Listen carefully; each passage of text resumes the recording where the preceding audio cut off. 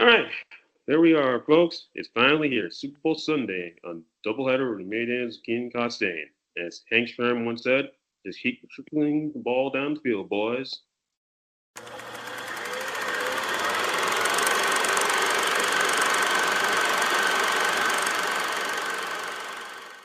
All right, here it is, the first Super Bowl in New Orleans, Keenan. I I've seen this many times. How about you? I have no context, no footage of me seeing it. Actually, I might have seen it throughout social media. Uh, there's got to be archive footage out there somewhere. Um, as for the New Orleans stuff, I've been really enjoying what we've been talking about as of late. Well, definitely. And when you know it, the Chiefs are back in New Orleans looking for that three-peat. And just what is it, 55 years ago, they were in there for their first Super Bowl. Yep, that I knew. And as of this recording, it's going to be at about actually in about 9 days as of this recording. Yes, that is correct. Then they'll be facing the Eagles, who also have played a Super Bowl in New Orleans, but we'll touch on that in a later episode. For this one, well, since we're talking about Super Bowl 4, why don't we provide a little recap about it? Let's do it. All right, so it's January 11th, Tulane Stadium. Got the NFL champion, Minnesota Vikings, taking on the AFL champion, Kansas City Chiefs. Vikings are 13.5 point favorites because they're from the NFL, the main league, the dominant league, and then Kansas City Chiefs from the AFL league. That's like winning the Super Bowl the year before in Miami, not getting a lot of respect. But the Chiefs said, you know what? The Jets can do it, so can we. And sure enough, they did. They dominated the Vikings, holding them to 13 first downs, forcing 5 turnovers, and holding them to what's happening here? And holding them to 239 yards of total offense. After the Chiefs offense scored 2 touchdowns, the finish coming on a 46-yard touchdown pass from Lynn Dawson Otis Hay in the fourth quarter, and the Chiefs were going to win it 23 to 23 to 7. And game then.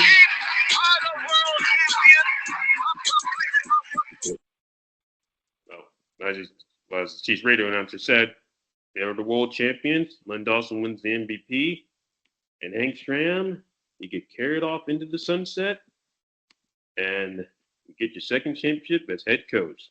And that includes the story, right? No, no. No, I wouldn't think so. And well, and about Hank Stramp, the coach, there's got to be more to it. Oh yeah, because this is the Super Bowl show. We could do better than that and just provide some, I don't know, some lame, dinky recap. Nah, and that's what we're gonna do because there's 10 things you may not know about the Super Bowl in New Orleans. I can Are you ready for be mind blown, Keenan? Because I am. Yeah, I'm ready for Sports Center top 10. All right. Well, you heard the man. Here are 10 things you didn't know about the first Super Bowl that was played in New Orleans, Louisiana. So to start, we're gonna go to Palm Springs in March 1969. Know anything about Palm Springs, California, Keenan? Um, Beautiful vicinity for sure. I have never been to California. I've seen pictures online. Uh, that's a place I want to try to go to, and somewhere in California. Well, I've never been there either, but based on the pictures and photos, beautiful place, as you just said. But for Commissioner Pete Rozelle, he's in Palm Springs, but not for a vacation. He's in there for a meeting. What is he meeting for? Well, where are they going to have the next Super Bowl? Hmm. And we talked about Mr. Roselli in an episode a while back. I believe it was during the NFL draft stuff, correct? No, I don't think we. No, by that point he was not the commissioner in 1994. but I know that was Paul Tagliabue. But I think this is the first time we mentioned Pete Rozelle. Hmm. Okay. So I'm pretty sure I heard his name before in a previous episode, but yeah. Yeah, well, either way, since we're all talking about the Super Bowl, which by the way, the MVP trophy is named after him, might as well bring him up now. All right. Yeah. Having said all that, he's now league meeting with all the AFL and NFL owners, and they got to decide where they're going to have the next Super Bowl. Any suggestions? People, how about you, sir, from representing the Browns? What do you have? Um.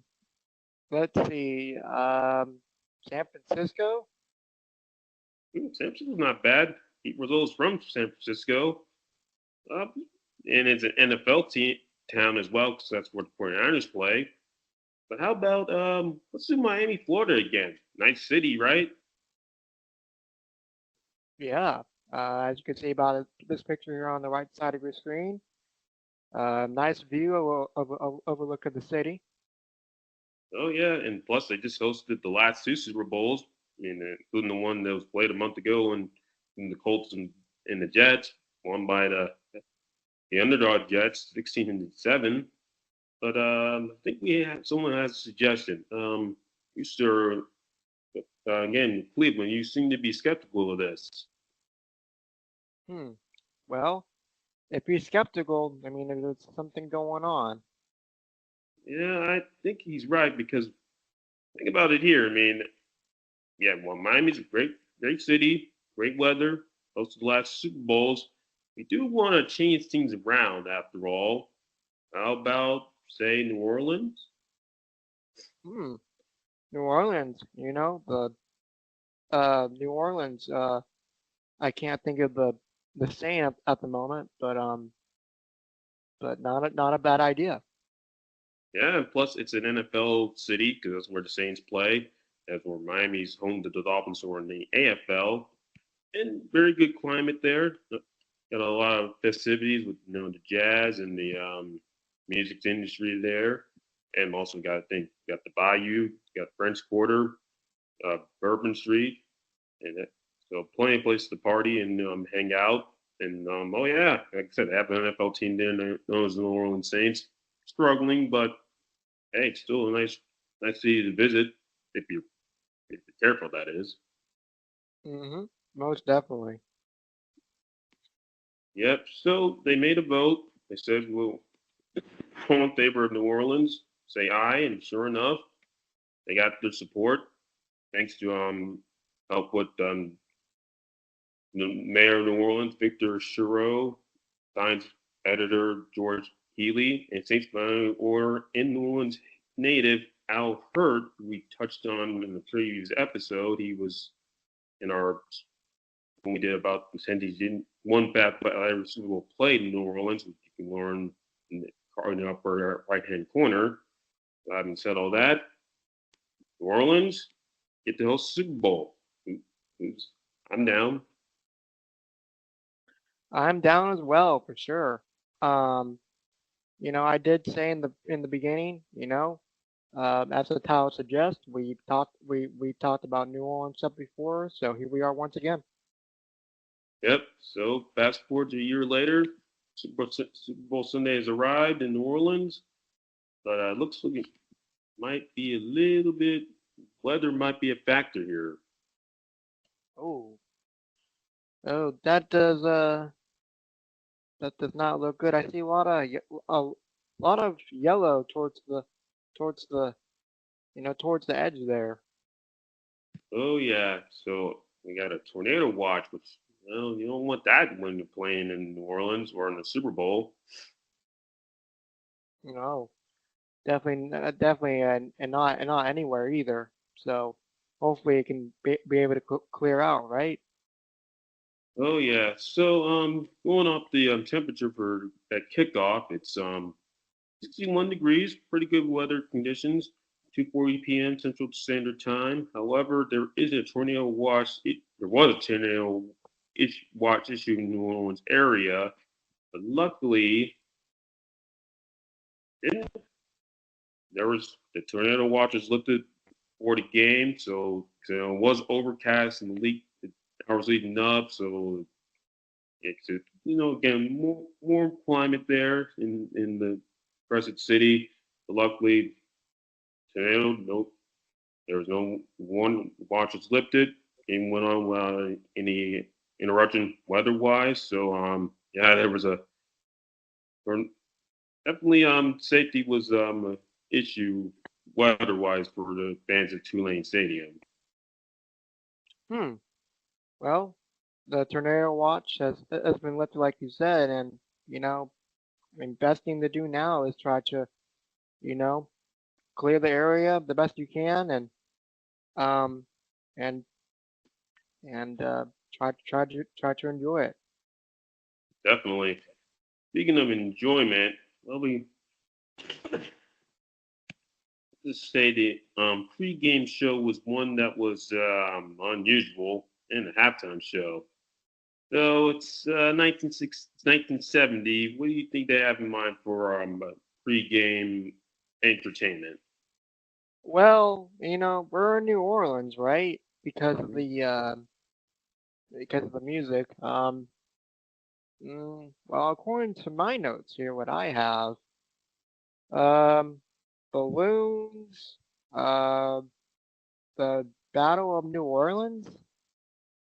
Well, okay, yeah. Let's say the pregame show was a little unusual. So you brought balloons. So having said all that, well, the entertainment on director Tommy Walker suggested, hey, the Vikings are playing the Super Bowl, so are the Chiefs. Why not? Is maybe have the Vikings mascot in the hot air balloon and entertain the crowd. What can go wrong, right? I like I I like balloons.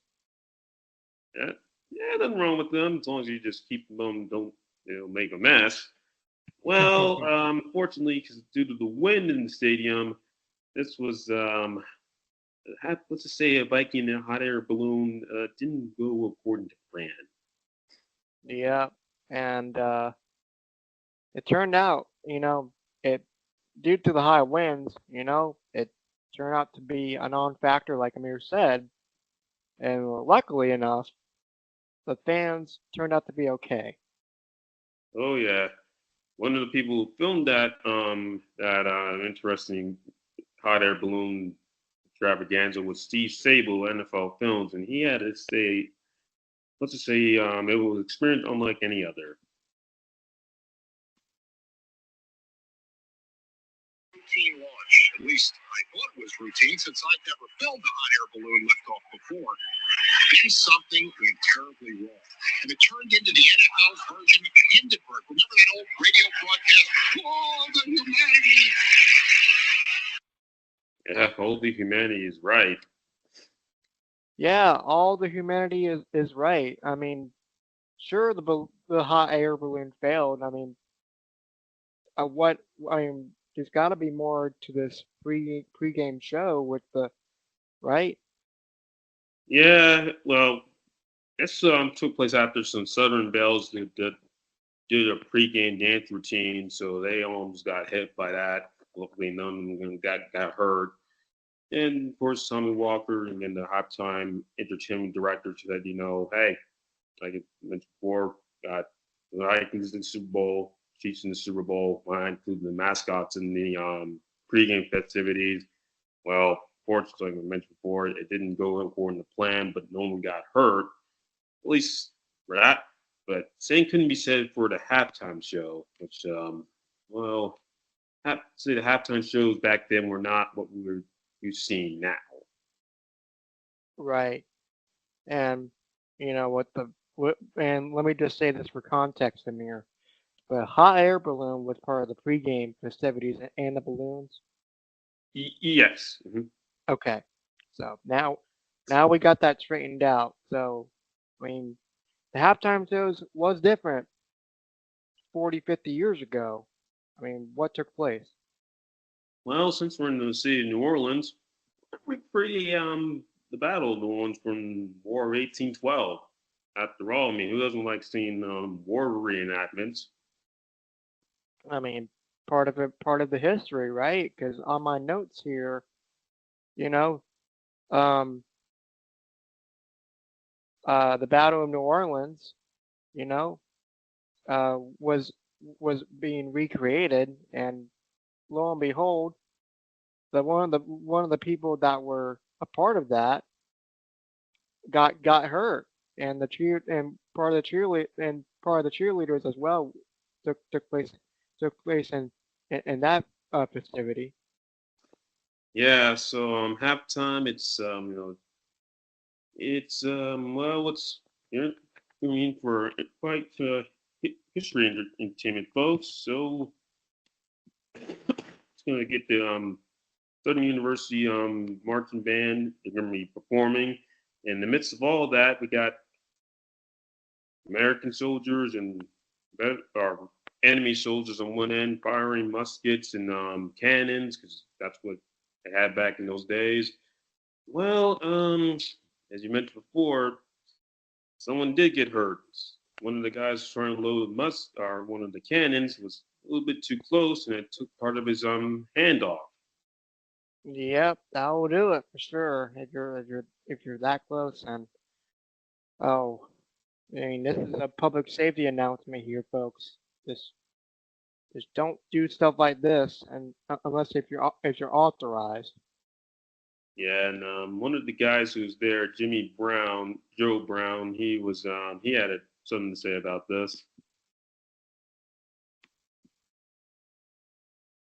It turned out to be a disaster.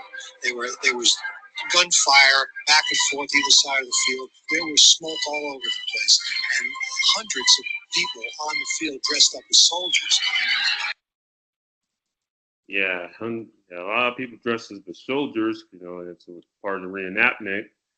Well, as that was going on, the marching band was performing, and they had march around some of the soldiers who were playing before acting as casualties of the war.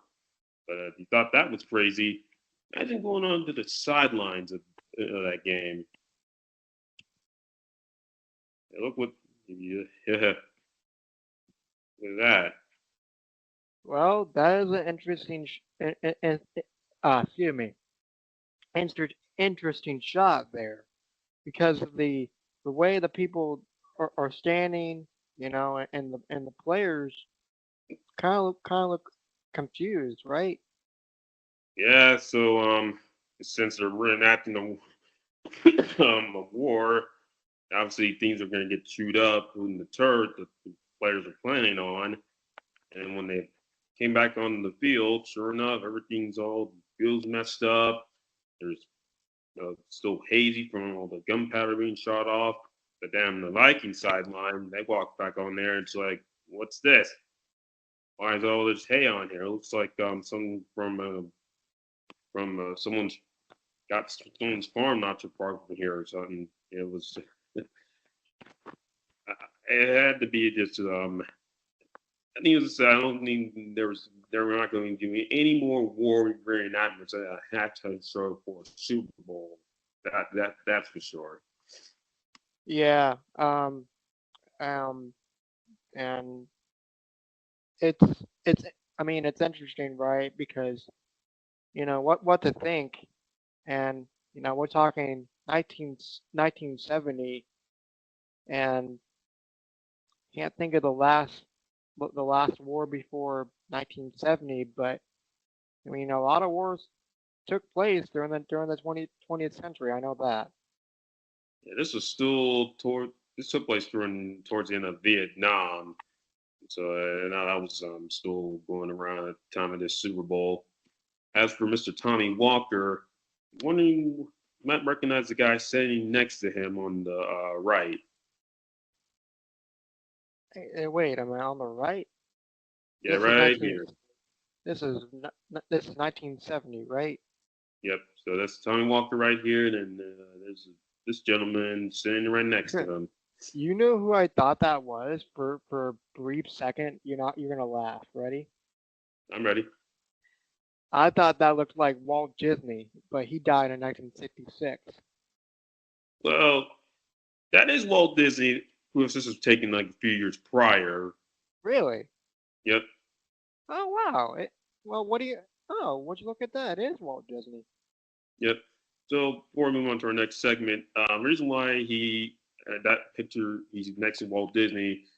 Well, Tommy Walker used to work for Disney and be part of their entertainment stuff. So, of course, I'm trying to think like entertainment for a Super Bowl. Say, well, we need someone with experience. Disney's, big, starting to become a big thing, and they've had a lot of entertaining stuff. So why not hire this guy? Well, I mean, we're talking, 1960s now because Walt Disney died in 1966. And, this picture that you see in the middle of your screen, that took place obviously before he unfortunately passed away too. Oh yeah, yeah. Some of I would say Walker's inspiration for some of these were from Disney, and well, as you can see, yeah, he didn't work out as one of the guys who worked at Super Bowl four would count.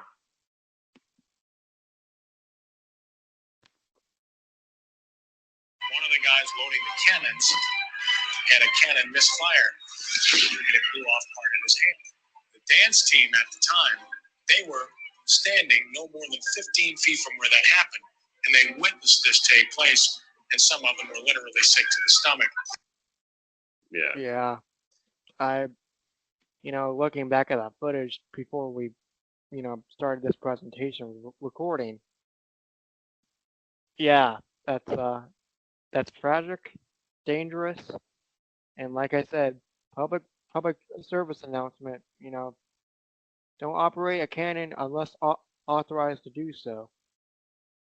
definitely. So yeah, within we covered a tornado watch, a hot air balloon nearly crashing into the stands, and a World War 18 program happened that was a little too graphic for some people. Yeah, let's just say it backfired. Yep, and we've come a long way in terms of pregame and Super Bowl halftime entertainment. And yeah, I mean, Amir said it best there. I mean, there's gotta be more to this story because you know we had the halftime show was turned out to be a one for the disaster books, not the record books. Oh yeah. Either way, it's again Super Bowl was still not quite the big game we know as today, so it was going to go through its growing pains. But having said all that, yeah, that was one halftime show. No one's gonna people that'll never forget it, for better or for worse. Speaking of for better or for worse, moving on to the quarterbacks, Len Dawson and Joe Cap. You familiar with Len Dawson? Mm-hmm. Yep, we talked about him before. Yep. Well, he would win the Super Bowl MVP for Super Bowl four, but he nearly missed the game due to a gambling scandal. Yeah, and according to my notes here, um, $450,000 on information that he filed, and so that's a lot of money. Yeah, for something he didn't do, but unfortunately, someone with his namesake, well, he was causing a lot of trouble in the sporting and gambling industry. That by the name of Donald Dice Dawson, and well, he and Len had crossed paths years beforehand, as Len will describe in this interview with NFL Films back in 2006.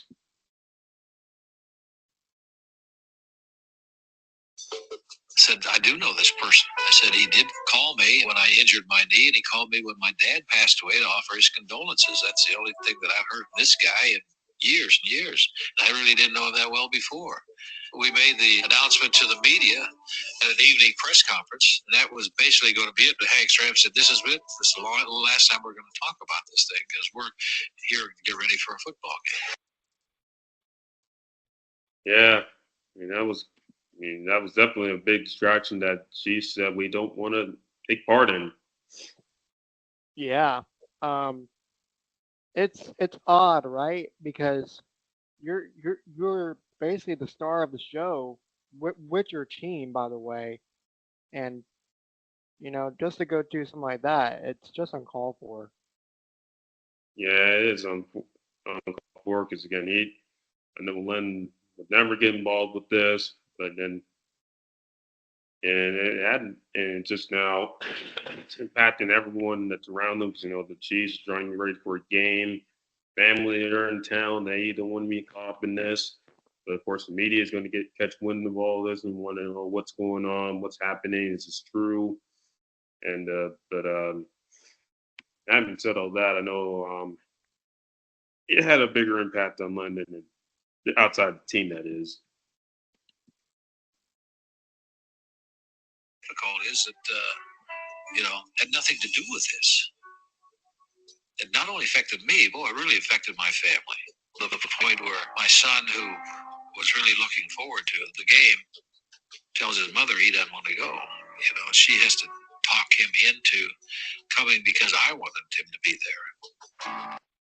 there. That's tough. Yeah, very bizarre, especially during a game like this. It's yeah, that's the best way I can describe it, and that's the only way I can describe it. Wouldn't you agree? Yeah, that was a very long week for him. Trying to prepare for the game and then having to be separated from the team, being put in a separate hotel to get the media, keep them away from him. But sure enough, they caught the guy, Donald Dice Dawson. He was arrested and charged with. Here we go. Yeah, he was sentenced to a year in jail and then pled guilty to counts related to soliciting an illegal gambling business. And so that was luckily they caught the right guy. Len was cleared of any wrongdoing, and come Super Bowl Sunday, wins the game and wins MVP and gets to celebrate with his wife and a new car. Well, that's a nice prize money back in the 1970s for sure. And it was against the Minnesota Vikings 21-7, right? According to my notes here. 23-7. 23-7. So I wrote down the wrong score, so 23-7. Yep. Yeah. Yeah. So it was a week of adversity for Len, but he overcame it. And, gets the Super Bowl championship and a new car. So he was able to, he got his happy ending. As for his counterpart, Joe Knapp, that would be a different story.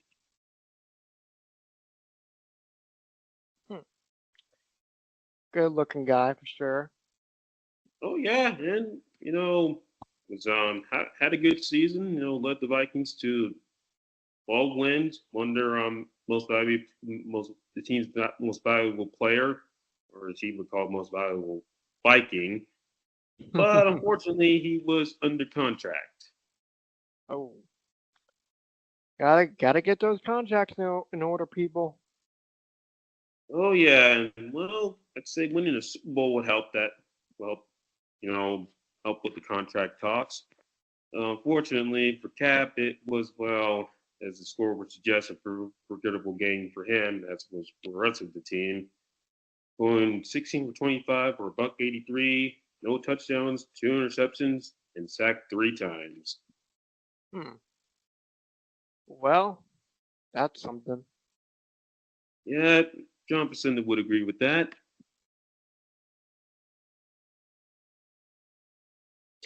Through it all, Cap was brave and tough, as he always has been. But by the end of the day, he was physically beaten, something he has never been. Yep, couldn't say any better. He was, I wouldn't say flabbergasted. I would say more of an exhausting point. Oh yeah, because his team was trailing basically the whole game. Had to, he's going against a Chiefs defense that would send like 7 players to the Hall of Fame, and they had a good game plan to shut down the Vikings offense. It said forced 5 turnovers, sacked him 3 times, and intercepted him twice. And by game's end, yeah, he was in battered and bruised. But in back, he's only saying to himself, "Well, I got him to the Super Bowl. Want to stay with the team. All I just need is a new contract, and we're good to go, right?" Yeah, I mean, what more can you do and try to fix the contract negotiations? And it's different than it is today because of the money and negotiation that goes along with the contract. Yep. Well, speaking of that contract, well, Vikings and Joe Cap they got together and they couldn't agree to terms.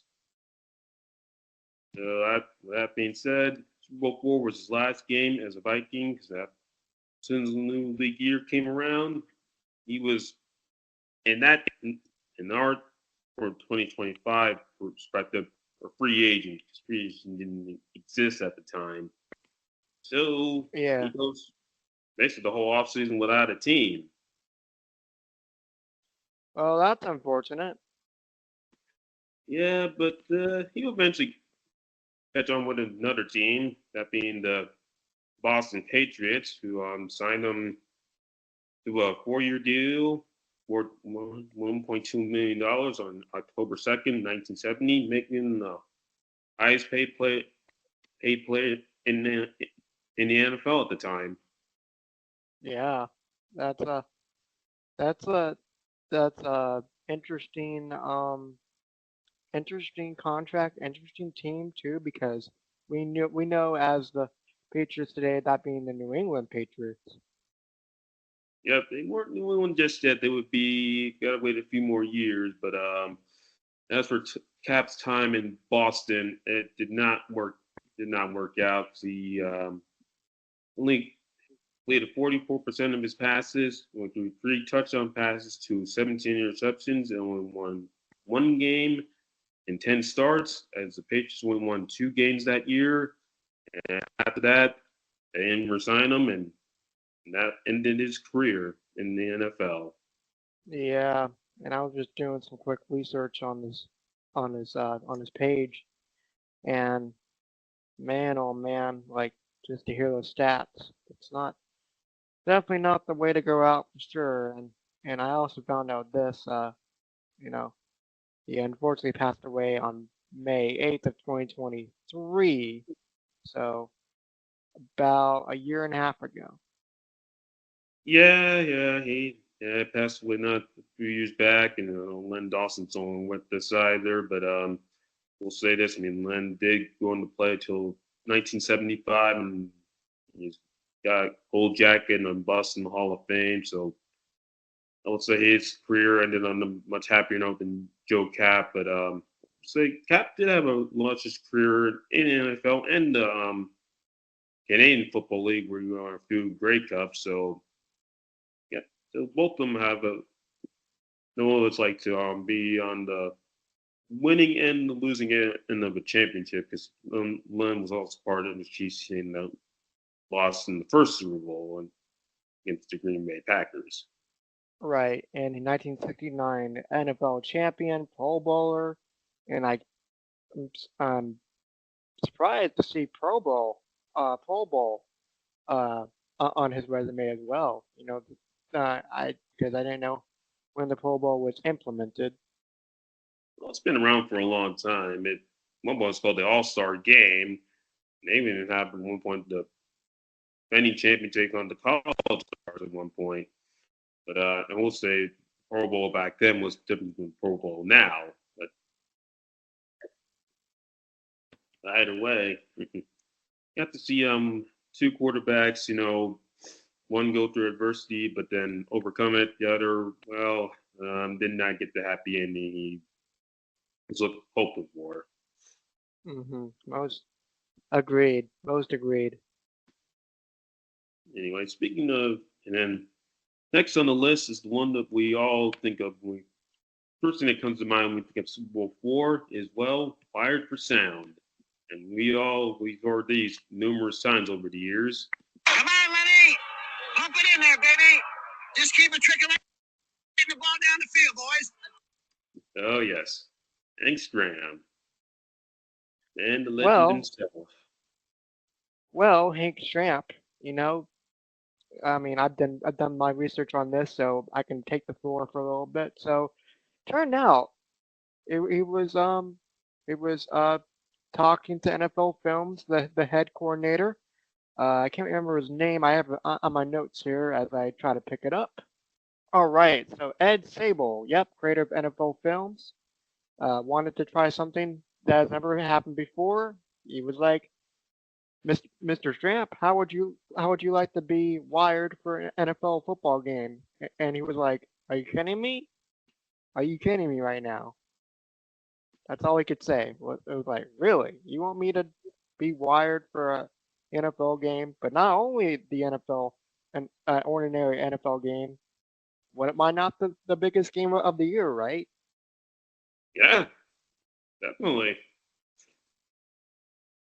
So with that, you know, they were able to talk to him about it, and people were able to hear what's going on the sidelines, and we all know from the audio clip, what took place from that. So that was a good snippet. Definitely. Yeah, and getting back to Hank Stram, he was skeptical at first because, it's a big game. It's like, it's never been done before. He even asked him, like, will anyone else know about this? And Ed said, nobody will know. It's just between him, the NFL production, and Hank Stram. Yep. So Amir, I'll let you take it away from here. Yeah. Having said all that, so, Hank did, after they negotiated back and forth, he said, came to, made, he agreed to do it under one condition that nobody else knows on the Chiefs, which of course they mentioned before, nobody else knew, and also in the midst of all those talks, Hank even recommended but him that they give it to Bud Grant, the Minnesota Vikings head coach. He might be more willing to be for the big game on be on wired for the big game on Sunday, January 11, 1970. hmm And also, that could. I mean, I didn't type this up in my notes here, but you know, think about this for a second. What if they had not one but two head coaches wired? It would have been interesting because, again, they probably didn't have enough wires back then, but it would have been interesting to hear what was going on Bud Grant's side or hearing what he had to say on Viking sideline, like Hank Drams. hmm Yep, and we already talked about, the fate of Super Bowl IV already. Well, no, not the fate, but the final score of the game per se. Yeah, and as you say that, I know Ed did mention if the Chiefs had lost that Super Bowl, they would have still used his stuff, but just not as much, and also wouldn't have been as I probably wouldn't be to get the same energy because if you ever see it, he was having a grand old time on the sidelines because he was.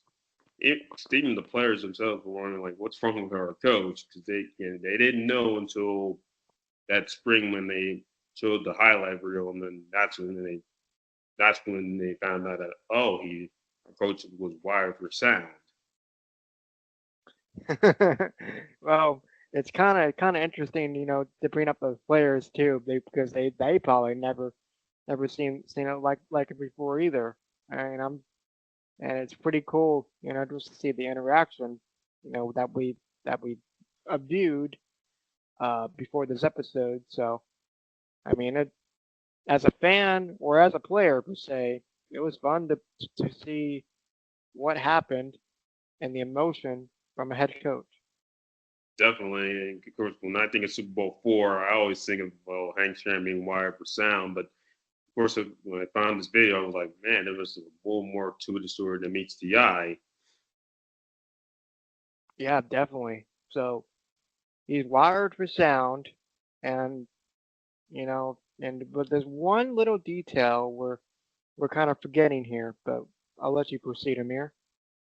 Yep. So again, of course he's wired for sound, and of course if he turned it down, we wouldn't have gotten that. Of course, the iconic "keep trickling the ball down the field, boys" quote, and also this quote, which brings us to my next slide. This one right here. 65 toss power trap. It might pop wide open, Reds. Yep. Well, 65 toss power trap. There, I said it correctly because I've been saying it the past week and a half now since doing the research on this, and you may be thinking, what is 65 toss power trap? Well, it's play itself involves, the guards pulling out and then on that ball by a big toss, inside handoff to the running back. In this case, Mike Garrett. And they figured that would be a good way to go against the Vikings defense, which is the people leaders, defending against Jim Marshall, Carl Eller and company. So, but this what I didn't know already. Most of the players didn't know at the time that this is the first time they ever ran this play. Wow, so that's interesting. I mean, they didn't even run it in a practice scrimmage or nothing. Yeah, it's kind of like like with certain plays, like say the Philly special. I mean, Eagles had never run that play before, and the backs were behind. I know they had to do it in the ballroom, the hotel, or where they were staying at, so that way the Patriots wouldn't catch them. And then another one, bombing the Chiefs, he ran a play from like a Rose Bowl from 1940s or 50s, back in Super Bowl 54. So for all those legendary plays, there was this one right here. Yeah, and before we move on, is this play being used today, Amir? It probably is in some form or fashion. Because, you see the guards pull out and then they leave a big gaping hole for a running back. So it's definitely, I know it's sometimes they might sneak it in every now and then, and they never even know it. Good point. Good point. Yeah. Having said all that, for the for the Vikings, they were caught flat-footed. Didn't expect that to happen, and Mike Garrett got the handoff, saw the gaping hole, ran to the end zone for the game's first touchdown, and he basically cruised from there. And guess when Mike Garrett got to the sideline, it's the same Hank Stram was full of joy.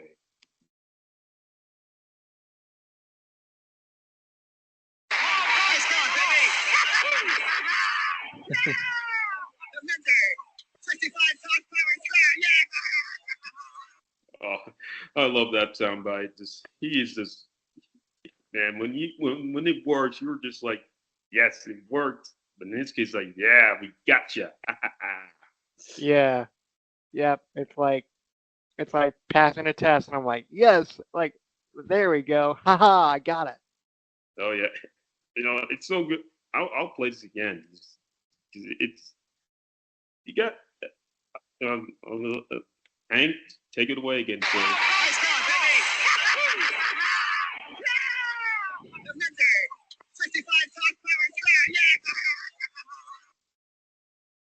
Man, never gets old. Yeah. When I saw that footage for the first time the other day, because I don't know much about Super Bowl IV, but when I saw that when I saw him celebrate, I was like, that's pretty cool, despite the fact that you're mic'd up for the first time. You don't know what the other team on the sideline is thinking. You haven't run that play before, and it actually worked. Yeah, and then during after that play took place, his son was on the sideline, and the NFL filmed they catch it briefly, but he later made an interview. He gave his father a kiss during that sequence, but of course Hank was, full of joy to really notice it. He's like, I don't. He was. I was like, really? I didn't catch that until now, until they slowed it down for a brief second. You can see his son embrace him, and it's like, it's, again, it is a family occasion when Super Bowl rolls around. Yeah, for sure. Having that moment, that's pretty special. It is, and like I said, Super Bowl brings family plays you never run before, but then they become legendary because that's when they work. And oh yeah, of course, the coach is mic'd up for sound. He's going to be excited, especially when the play he sent in works to perfection. And I like, speaking of plays, I like it when those quarterbacks hand it over to the wide receiver and they throw it to throw it to the no they no the quarterback tosses it to the running back and they throw it down the field to the wide receiver. You know what I'm talking about, Amir? Yeah, oh yeah, that I think it's a handoff or halfback toss. There it is.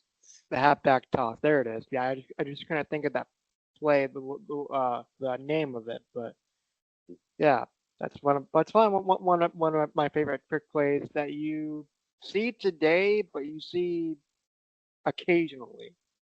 Oh yeah, I mean that's what trick plays are usually running like every now, like occasionally, not too often. Heck, they even did a halfback toss in one of the Super Bowls in New Orleans, and one in between the Cowboys and the Broncos, which I brought in a previous Super Bowl episode.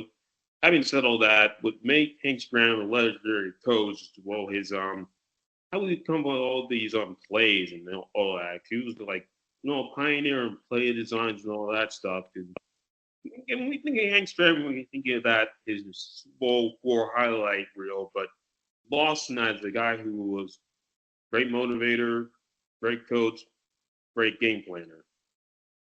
hmm Yeah, despite what he went through with the investigation, he did what he had to do, and luckily he was able to achieve that.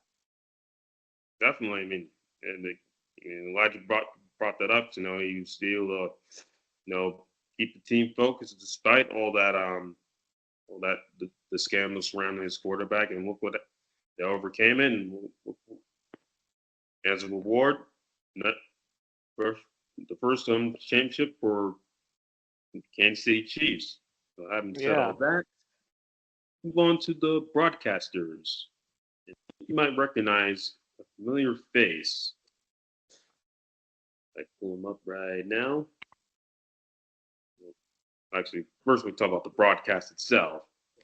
So, I recognize CBS. I mean, of course, you're familiar with CBS. I'm not saying that. Mhm. Yep. CBC television. Channel 4. Okay. Well, I'll give you some insight on this. So, of course, you and I are familiar with the Super Bowl today. Is usually broadcast like around 6 o'clock in the evenings. That's bigger ratings and all that stuff. Big prime time showcase. In other words. Yeah. A lot of people are home during that time. They can have dinner during that time, and that's when people have their parties, invite guests over, have snacks, drinks, whatever. Yep. Well, hit around the nail with that. Well, getting back to one on January 11, 1970, well, the Super Bowl was kicked off at around 2:40, which is like in the afternoon. And I said not a lot of people were tuning in to we're not going to tune into the big game at that hour.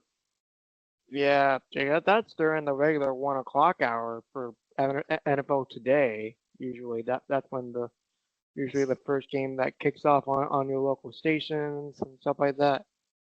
Yep, and I think you brought up local stations. So, of course, Super Bowl is broadcast to every affiliate across the country. But back in the 60s and 70s or early 70s, so in the case of New Orleans, Louisiana, their CBS affiliate WWL Channel 4.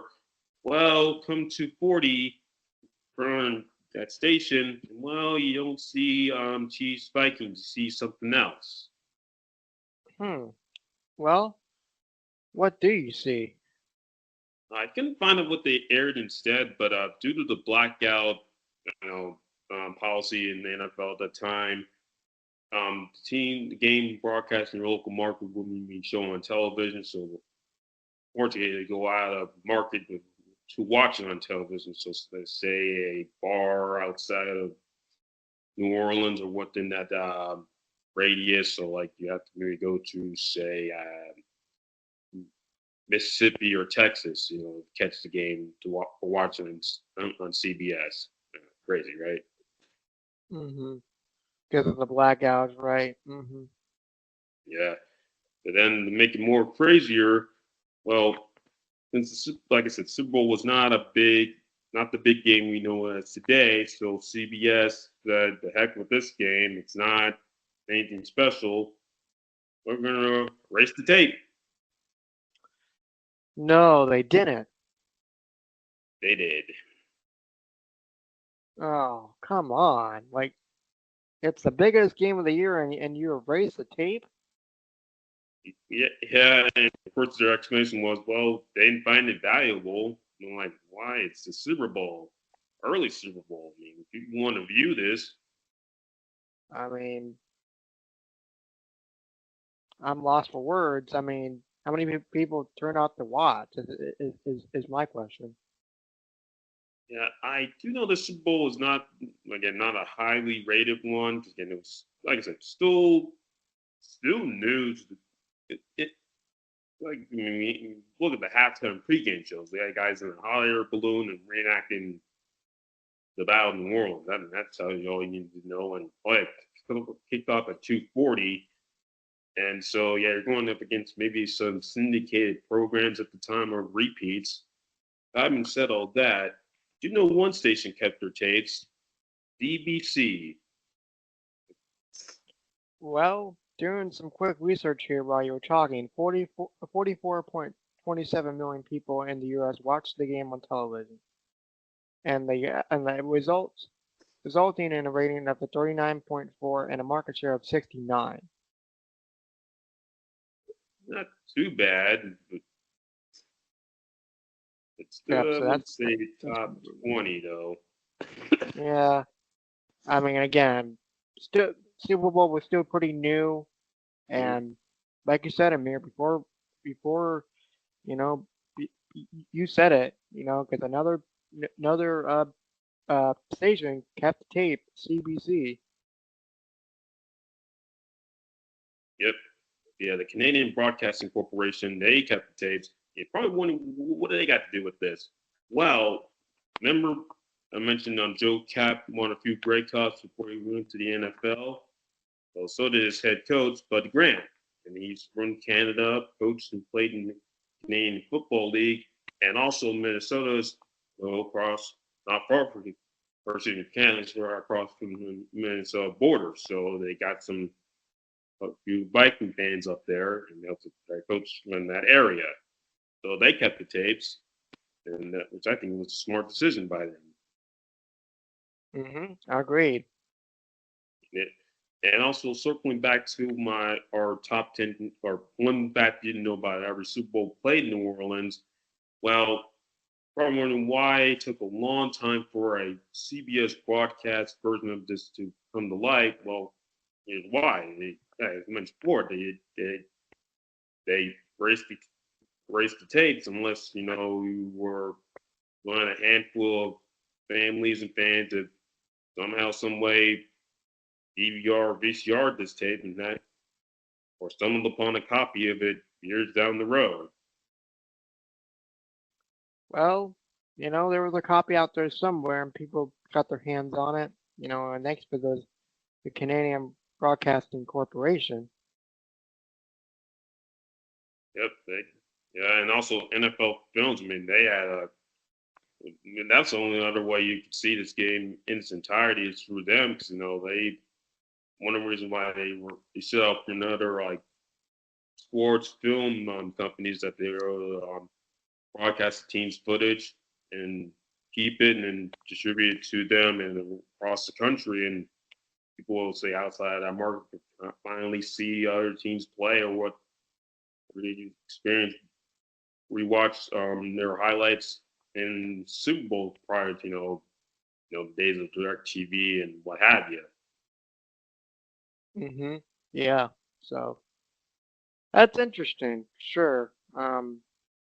Man, still blows my mind. I didn't know about this, folks, and that they erased the tape. The regular CBS networks erased the tape, but luckily, the Canadian Broadcasting Corporation was able to keep the tapes, and of course, NFL Films was able to too because of the Hank Stramp being wired as a coach.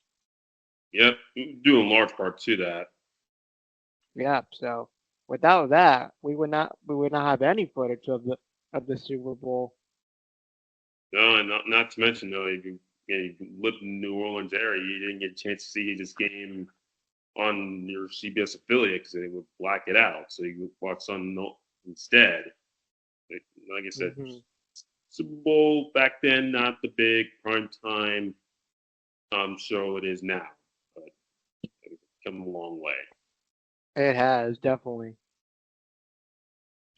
Having said all that, on to the broadcasters, that being Pat Summerall, Frank Gifford, and familiar face, Jack Buck. Jack Buck, yep, which is all the way back at episode 8. Yeah. So think about this. So Jack Buck, he would call. He's best known for his calling Super Bowls on the radio for CBS radio, but for Super Bowl 4, this would be the only time we would call Super Bowl or do play-by-play for Super Bowl on television. I mean, whoever got the hold of that tape and was able to watch it on their televisions were pretty lucky. Yep, and I do know there are a few copies of the full broadcast on YouTube. If you ever get a chance to check them out, so you get to hear Jack Buck's commentary in its entirety. So, Pat Summerall and Jack Buck.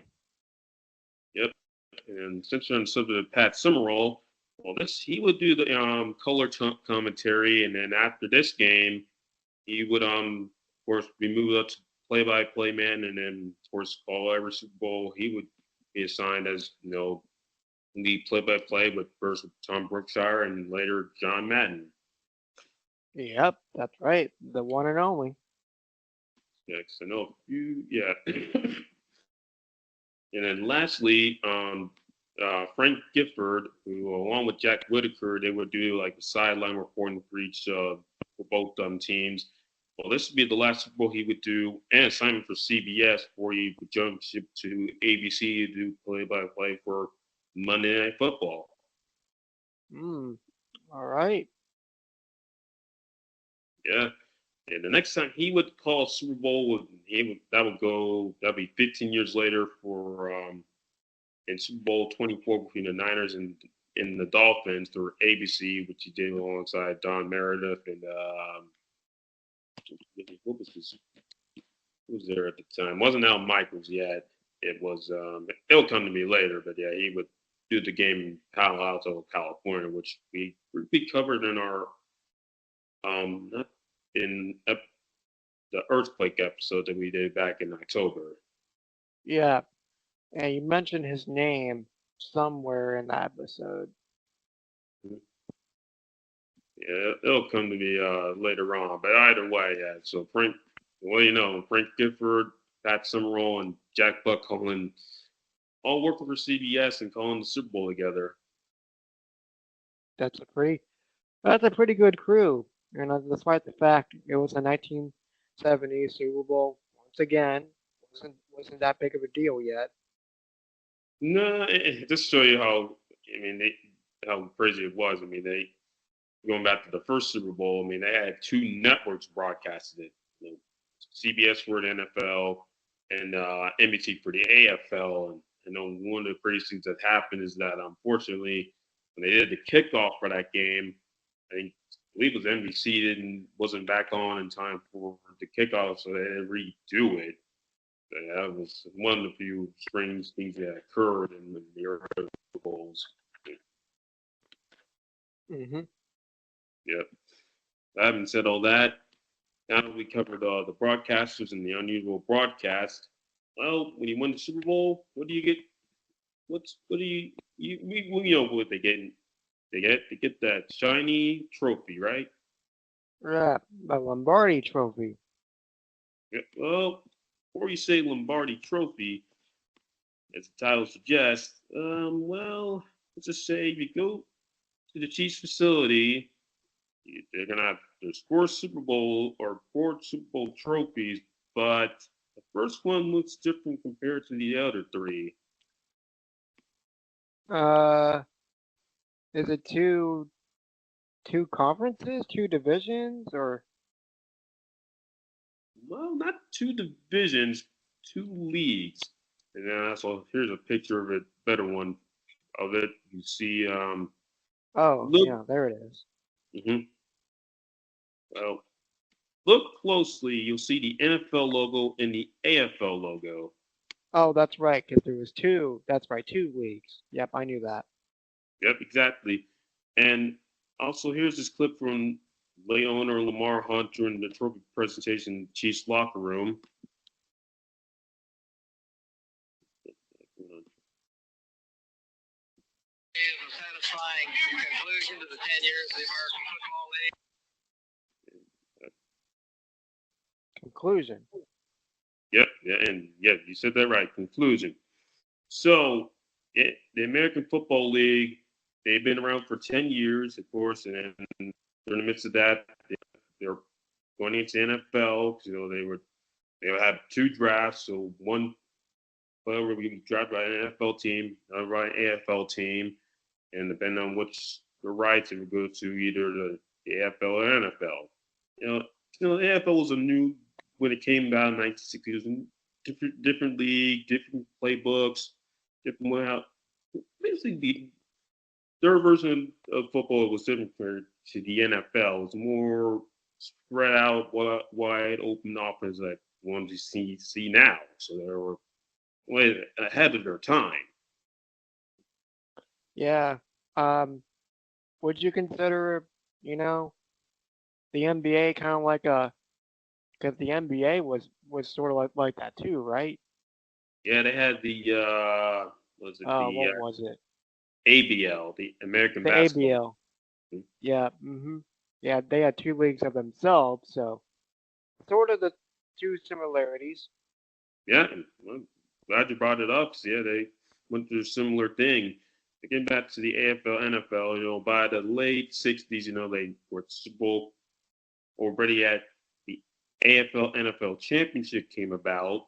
So of course there's rumblings that maybe these two team leagues might merge. And sure enough, by the time Super Bowl IV rolled around, that merger was coming to fruition. So, and listen closely to what Lamar Hunt said, and I wasn't the best. He said it was a great conclusion to 10 years in the American Football League. Well, a few weeks later, new league year comes around, and the AFL and the NFL merge, and as a result, AFL's no all those AFL teams join the NFL and become part of the conference that we know well today, the American Football Conference, also known as the AFC. What do you know? Yeah, yeah, yeah. And if you ever watched the first four Super Bowls, or even have like any collectibles from that era, some of them will say AFL, NFL championships. Even like I said, Super Bowl like we know today, the name hadn't quite caught, hadn't it hadn't what you call it, wasn't widespread as it is today. But what did you know? One of Lamar Hunt's daughters was playing with a ball one day, and it's called Superbowl, and then he brought up in the league meeting to change the name from AFL NFL Championship to the Super Bowl, and then the rest of say is history. Yep, because we have the NFC, which is the Eagles, and the AFC, that being the Chiefs. So I'm just using this year's Super Bowl as an example. Yep. And as you say that, of course, at the time of when Super Bowl IV took place, Vince Lombardi, he was still alive to finish his first season in Washington. But of course, unfortunately, that'll be his only season in Washington because he would end up being diagnosed with cancer and passed away before the 1970 season commenced. And a few months after his passing, they decided to rename the Super Bowl trophy to the Vince Lombardi Trophy because he won the first two Super Bowls. And of course, I mentioned before, is every Super Bowl trophy since Super Bowl V has been awarded with the NFL logo ever since. Hmm. Well, since we're talking about trophies, uh, I mean, well, have you ever seen a Lombardi Trophy up close in person? As a matter of fact, I have. If you ever go to Canton, Ohio, they'll have the Lombardi Trophy encased in a glass. Um, it's surrounded by glass. Let's put it that way. In their Super Bowl exhibit, and that, amazing enough, since they're subs of New Orleans, that would be the one hoisted by the Ravens when they beat the 49ers in Super Bowl 47 less than 3 months later because I visited the Hall of Fame in November of 2012. Right. And have you ever gotten to hold a Lombardi Trophy? Sadly, no. Didn't get a chance to touch or hold it. Just thought I asked since we're on the subject. Yeah, but I will say when I got to see it in person, I was like, man, can't believe I'm actually seeing one of these. Here it is right in front of me. It's like surreal. Yep, that is surreal, and that's a cool story, Amir. Thank you. Yeah, we'll say I haven't had a chance to look at Super Bowl rings though. Hmm.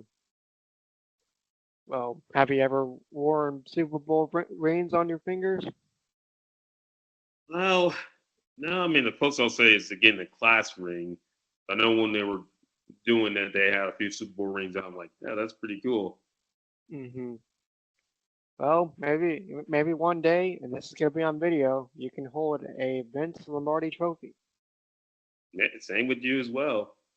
Mm-hmm. I would love to, and hopefully, in the Carolinas where we are, our team, the Panthers, can hoist one up, and it'll be out and about somewhere in a museum, and probably a replica could be out there somewhere too.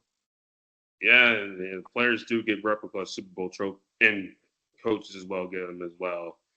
And that's one of the things about the Super Bowl that you love to seeing that Betty falling down, and then they get toast hoist the trophy and all that stuff. And in this case, going through this episode, just seeing how Super Bowl has evolved. I mean, from war reenactments to having in like top musicians at the time before and at halftime shows to trophy being just called the AFL NFL trophy to Vince Lombardi trophy. Mm-hmm. So I think you hit the nail on the head on this one. Definitely. So that being said, thanks for another episode in the books, folks. And like I said, Super Bowl Sunday is fast approaching. The Chiefs, and they're back in New Orleans, looking to do something no other teams have ever done before. Super Bowl three-peat. We're standing in the way. It's the Philadelphia Eagles who are looking for their second Super Bowl. So I know one thing: it's the whole country's going to be watching. There won't be any war reenactments. It's going to be The halftime show is going to be highlighted by, who is it again? Kendrick Lamar, a musical artist. Yeah, Kendrick Lamar. Kendrick Lamar, excuse me, names slipped my memory banks, folks. They'll be there doing the halftime show. And yeah, it's going to be one heck of a game. I'm looking forward to seeing it. See how I know the last three Super Bowls have come down to the wire, and hopefully that'll be the case with this one as well. Yep, I agree. And if you haven't already, go ahead and check out our weekly picks, which we've done already, in the upper right hand corner of your screen. Another episode in the books, folks. You know what to do. Hit that subscribe button, the like button. Follow us on Wix, Instagram, and Spotify. And having said all that, Super Bowls and fast approaching. Hope for an entertaining game. And until next time, we'll see you on the next episode of Doubleheader with Amir Danes and Kenny Costain.